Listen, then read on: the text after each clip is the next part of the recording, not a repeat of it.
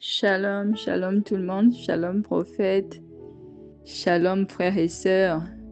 Je suis la sœur Lydiane et je viens vous partager l'expérience que j'ai eue dans la nuit du 26 au 27 septembre 2025.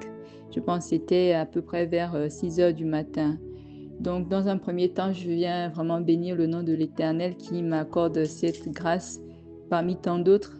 Quand je pense à, en fait, d'où il m'a tiré, quand je pense à tout ce que j'ai pu faire à l'Éternel, combien de fois j'ai piétiné son nom de manière inconsciente parce que je pensais que c'était normal. Je pensais voilà, je faisais comme tout le monde et tout. Et pour moi, c'était normal. Mais vraiment, il m'a fait grâce parce que voilà, j'étais vraiment ce qu'on appelle dans la boue, hein, dans le péché, dans le mensonge.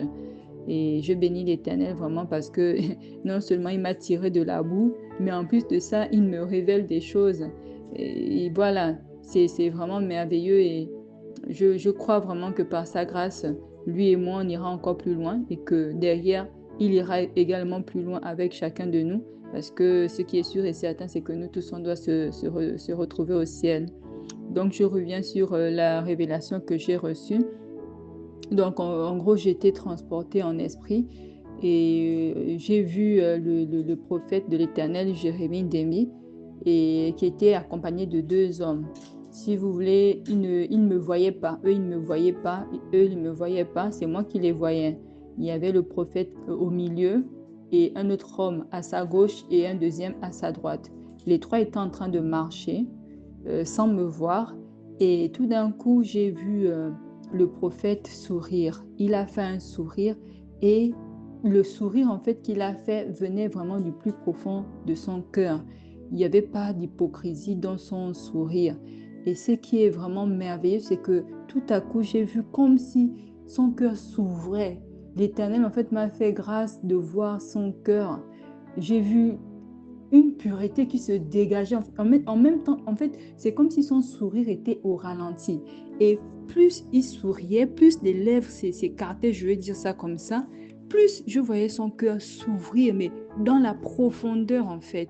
C'était vraiment... Et quand ça s'ouvrait, ça dégageait la pureté, ça dégageait, comment dirais-je, il n'y avait pas d'hypocrisie, en fait. Son cœur était vraiment très pur. Vraiment, j'étais épatée parce que la pureté de son cœur, c'est comme si c'est venu me frapper de là où j'étais et j'ai ressenti en même temps une sincérité profonde en fait. Et vraiment, je bénis l'Éternel parce qu'il me confirme une fois de plus que son serviteur Jérémie Ndembi, c'est vraiment son appelé, c'est vraiment son fils et qu'il marche vraiment dans ses voies. Voilà, donc c'est ce que je voulais partager avec vous. Je ne sais pas s'il y avait encore des doutes parce que c'est comme ça, lui-même l'Éternel dit qu'on doit se méfier.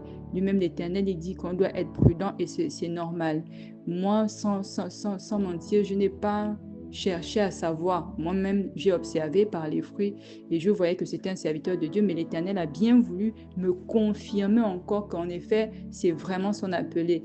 Mais vraiment, j'étais épatée parce que la douceur de son cœur, la pureté de son cœur était vraiment très, comment dirais-je, limpide en fait. Et c'est venu me frapper et moi-même en même temps, j'ai senti comme une assurance en fait. Voilà, donc je ne vais pas être plus longue.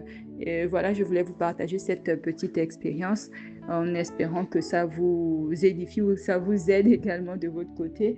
Je vous souhaite vraiment une bonne journée ou une bonne soirée à tous et que l'Éternel nous bénisse encore. Shalom, shalom.